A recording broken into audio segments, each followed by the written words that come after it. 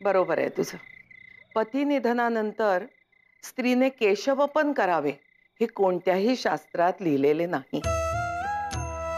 कुंकू पुसावे, दागदागिन्यांचा त्याग करावा, चांगले चुंगले खाणे सोडावे असेही कुठे लिहिलेलं नाही.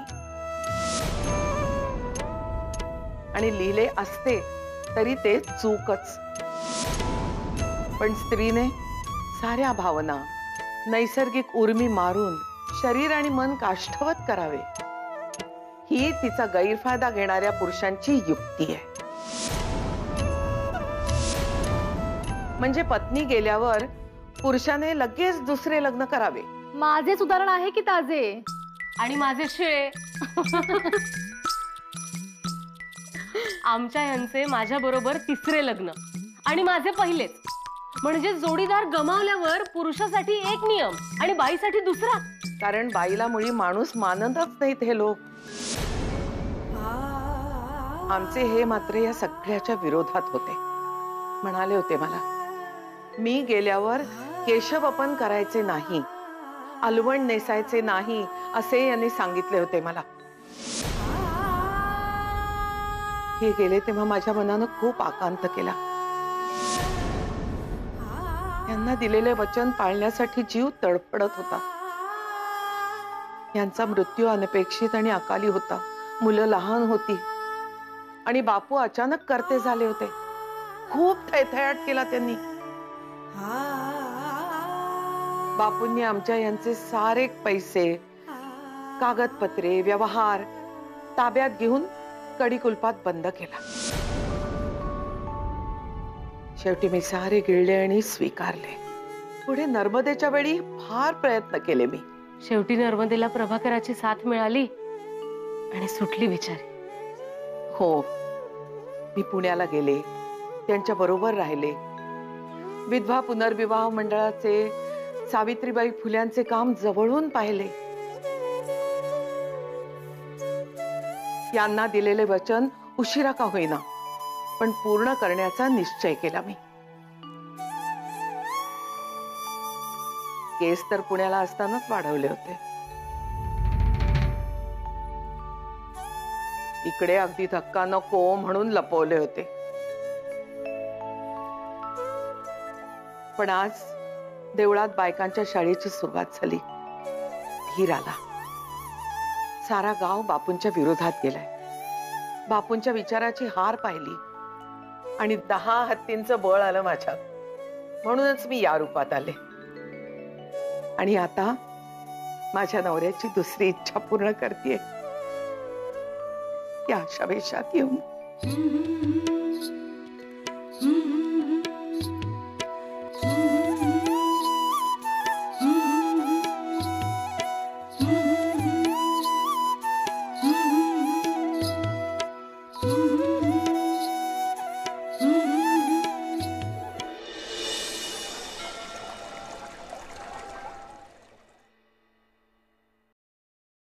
काय मेला की काय म्हातारा? आईच्या अशा वागण्याने लवकरच मरतील बापू. काकू हे काय वागणे झाले? अशी कशी सवाष्ण होईल? कुंकू काय लावते, दागिने काय घालते आणि लुगडं काय नेसते? आई नाही छे, बापूने हे सगळं पाहिलं ना तर अख्ख्या गावाला आग लावतील. आले मोठे टिकोजीराव. आणि काय रे नारायण, रुक्मिणी वहिनी म्हणजे तुझी आई विधवा होण्यापूर्वी कुंकू लावत होत्याच ना त्या? दागिने घालत होत्याच ना? काठा पदराचे लुगडे नेसत होत्याच ना त्या? मग आता काय वेगळं करतायत? अरे अलवण आणि केशवपन या विकृती होत्या. या बापूंसारख्या दळभद्री माणसांनी आम्हा बायकांवर लादलेल्या. माणसाला माणसासारखे जगू द्यायचे नाही आणि धर्माच्या आणि परंपरेच्या नावावर गाव पेटवण्याच्या गोष्टी करायच्या. याला काय अर्थ आहे? नाही, रुक्मिणी वहिनींना कोण काय करतं ना ते मी बघतेच आता.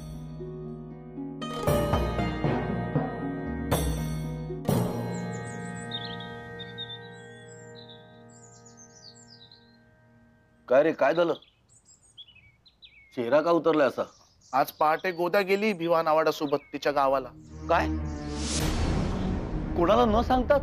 तिने जाहीर केलं होतच ना सर्वांसमक्ष जाणार म्हणून. गेली तिच्या आईकडे. अरे पण तू तिला समजावलं नाहीस का?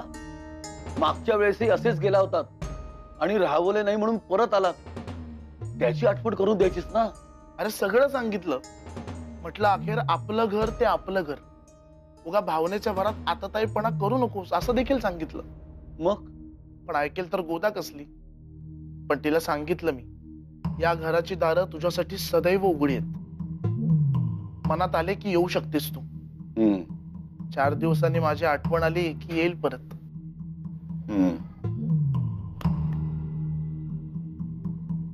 नक्की येईल.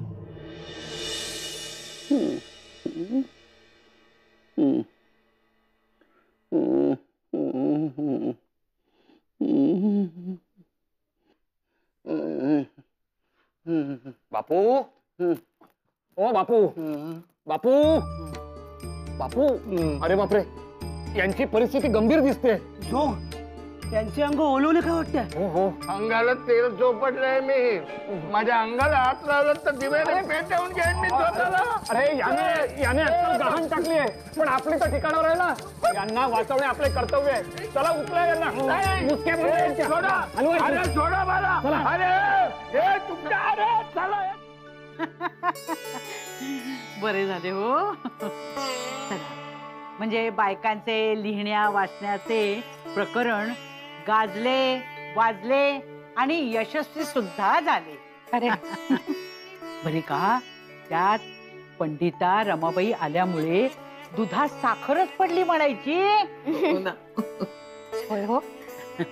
पण खरं सांगू का रुक्मिणी वहिनी, तुमच्याकडे बघितल्यानंतर की नाही जुन्या दिवसांची आठवण झाली हो. असे साजरे रूप होते हो तुमचे त्यावेळेला. परंतु मोठे धाडसच म्हणायला हवे हो.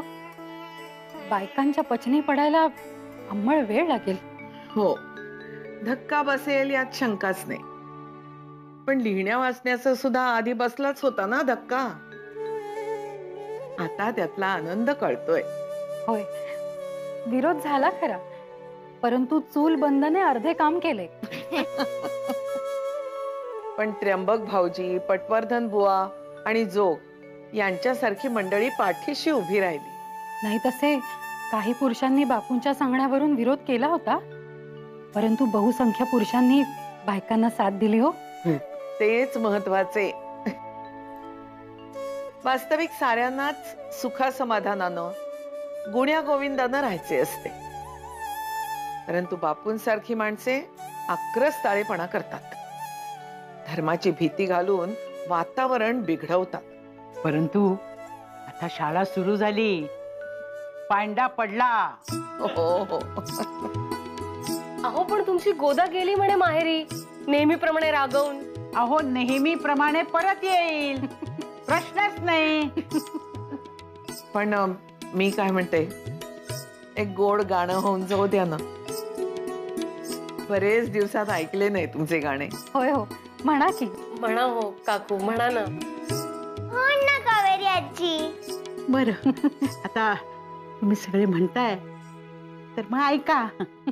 किती जनासे भ्रम हा झाला, किती जनासे भ्रम हा झाला.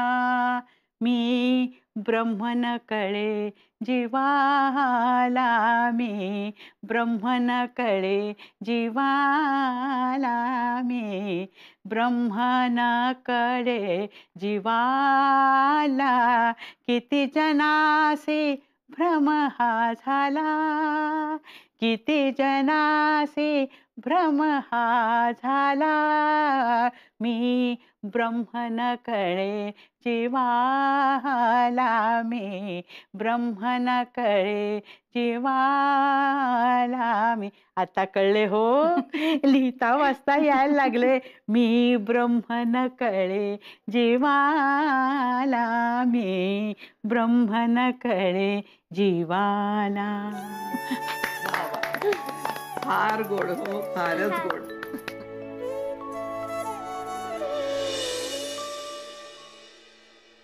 काय झाले शंकररावाचे? डांबून ठेवले आत, जबरदस्तीने लिंबू सरबत ओतले खशात. हे बरे केले. शंकर हे धूळ देवळातून उचलून या खोलीत आणून डांबले. हो, पण अशी जबरदस्ती किती दिवस करणार? हे नाही चालणार. अहो चालेल तेवढे दिवस चालवायचं. सध्याच्या परिस्थितीत हाच एक उपाय आहे. हो अहो नाही तर स्वभाव असा आहे याचा की आता मरतो मरतो म्हणून बोंबलेल आणि मेल्यावर तुमच्यामुळे मी मेलो असे म्हणायला भूत होऊन येईल. काका काका अरे काका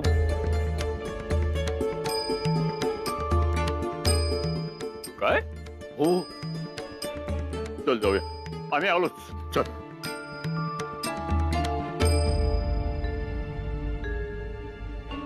कुठे गेले हे अचानक? काय झाले असेल? बरे, उद्या स्पर्धा सुरू होणार आहे. मग कोण कोण काय काय करणार आहे? अगो, हे आधी सांगितले तर ती स्पर्धा कसली? आणि सुभद्रे, तू ठरवलायस ना पदार्थ, तो खुमासदार होईल म्हणून युक्त्या सांगेन मी. हो ऐकलेस नव्हे? बहिणी, आज दुपारी शाळा आहे ना? होय तर आता खंड नाही. मग बरे.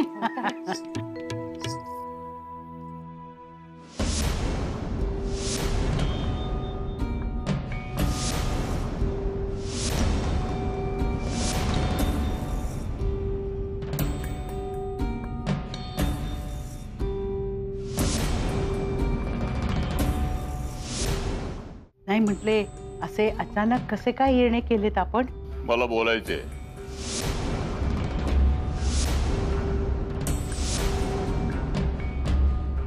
माझ्या या नवीन अवताराबद्दल.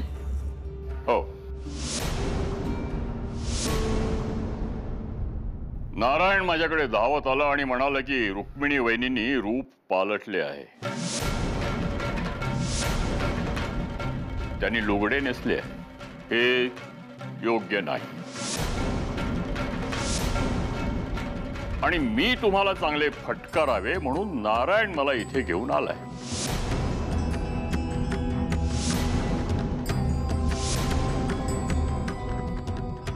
नाही, बोला तुम्ही, विचारा. माझ्याकडे सगळ्याची उत्तरे आहेत, ती ऐकावी मात्र लागतील. एकतर्फी निवाडा कराल तर ते नाही जमायचे. आधी स्पर्धेपुरते लिहाय वाचायचे, मग शाळेचे आणि मग शिक्षणाचे वेळ आणलेत तुम्ही या गावात. आणि हे आता तर काय रूपच पालटले. म्हणजे सगळ्यावरच कडी केली. नाही तर काय? अहो, स्पर्धेनंतर हे सगळं संपेल म्हणून मी होकार दिला, पण तुम्ही तर कहरच केलात. तुमचं हे एकूणच प्रकरण संपणार नाही तर आता सुरू होईल. सारे चुकीचे करता आहात तुम्ही. अहो, पती हा स्त्रीचा परमेश्वर. तो स्वर्गवासी झाल्यावर त्या विधवेने केवळ प्राण धारण करून राहावे. तिने शृंगार करू नये म्हणून केशवपन आणि एकाच रंगाचे आलवण. तिच्या देहाच्या वासना मराव्यात म्हणून शिळे पाके खाणे आणि जमिनीवर झोपणे.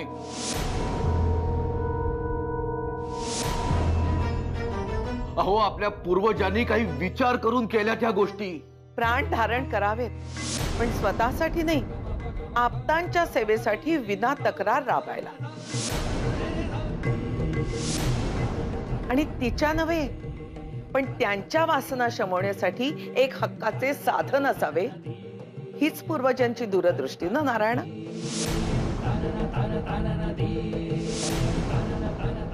नव्हे, हीच त्यांची स्वार्थी आणि नीच दूरदृष्टी धर्म गुंडाळून ठेवणारी. धर्माने स्त्रीला पुरुषांच्या बरोबरीचे स्थान दिले, पण मुठभर बलवानांनी धर्माचीही विटंबना केली आणि स्त्रियांचीही.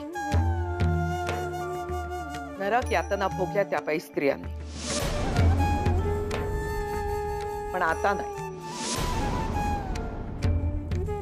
आता विचारी पुरुषांनी आणि स्त्रियांनी एकत्र येऊन या चुकीच्या गोष्टींचे तण काढून खऱ्या धर्माप्रमाणे स्त्रीकडे बघायला सुरुवात केली आहे.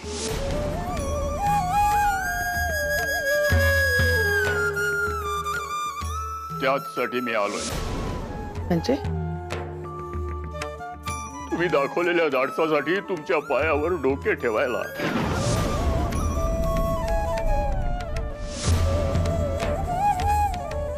काका हो,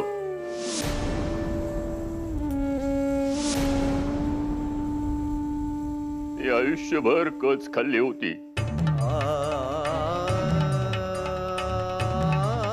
त्यामुळे या धाडसाचे मोल मला अधिक ठाऊक आहे.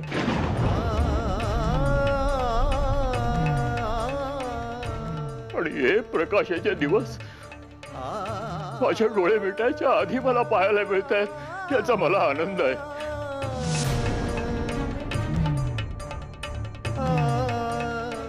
मला तुमच्या पायावर डोके ठेवू द्या. भाऊजी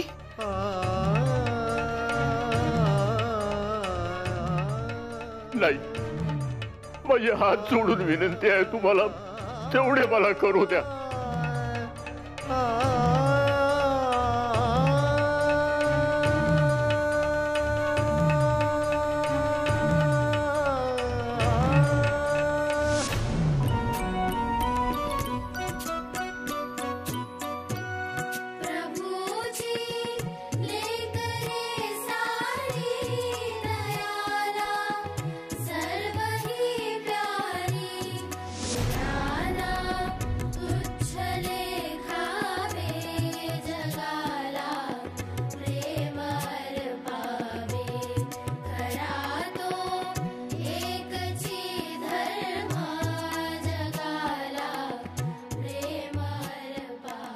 नमस्कार साऱ्यांच्या चरणी आहे, ज्यांनी या अबोल क्रांतीची सुरुवात केली.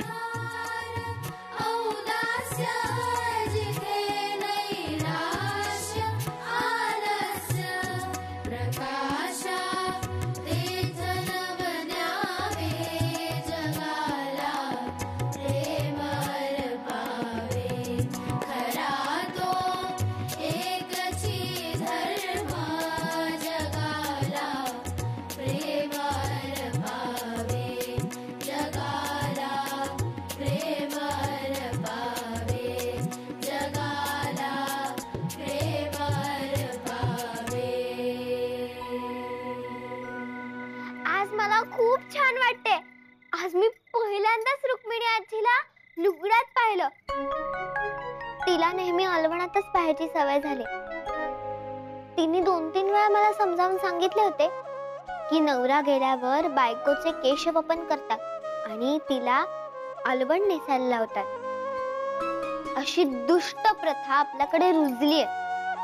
पण मला कळलेच नाही असे का करायचे. हो, तो खूप मोठा विषय. पुण्या मुंबईत त्या विरोधात समाज सुधारक आवाज उठवते.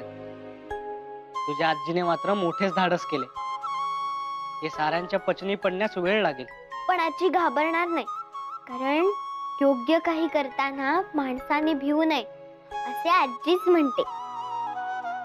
घाबरावे फक्त आपल्या सदसद विवेकाला. पण त्याचा अर्थ मला कळला नाही. कळेल हळूहळू. काही गोष्टींचे अर्थ आपले आपणच जाणून घ्यायचे असतात. तुमच्या आजीने मोठे पाऊल उचलले, पण माझे आप्पा मात्र अजून विचित्रच वागतायत. तुम्हीच तर म्हणालात ना, आपण आपली वाट बदलायची, पण त्यांचा सन्मान ठेवून. हो, पण पाऊस सुरू झाला की मला फार आनंद होतो. बाप म्हणेले की लाडकी होऊ नको, जाशील पर घरी वेडी माया लावू नको. बाप म्हणेले की तू धर्माची पायरी, सून सत्तेची पायरी, वयनी आणि त्यात मिसळलेला हा ओव्यांचा आवाज ऐकतच राहावेसे वाटते. पण या ओव्या आल्या कुठून? अहो, हे बायकांचे वैभव आहे. पहाटे उठून दळण कांडण करणारी गृहिणी सगळ्यांच्या आधी उठते आणि सगळ्यात शेवटी झोपते. अहोरात्र ती घरासाठी, आपल्या माणसांसाठी एका लयीत काम करत असते. ती जाते फिरवते, ताक मेढीवर ताक घुसळते, रहाट चालवून पाणी भरते. ती कामातली गती आणि लय तिच्या मनात मुरते आणि ओठावर येते आणि तिची सखी होऊन ओवी अवतरते. तिचे सुख, तिचं दुःख, राग, लोभ, तिची माया, या साऱ्यात भिजते तिची ओवी. म्हणून तर इतकी गोड लागते कानांना. सासऱ्यांची येऊ द्या मांडवा, हात लागू दे लाडवा शांताताईचा.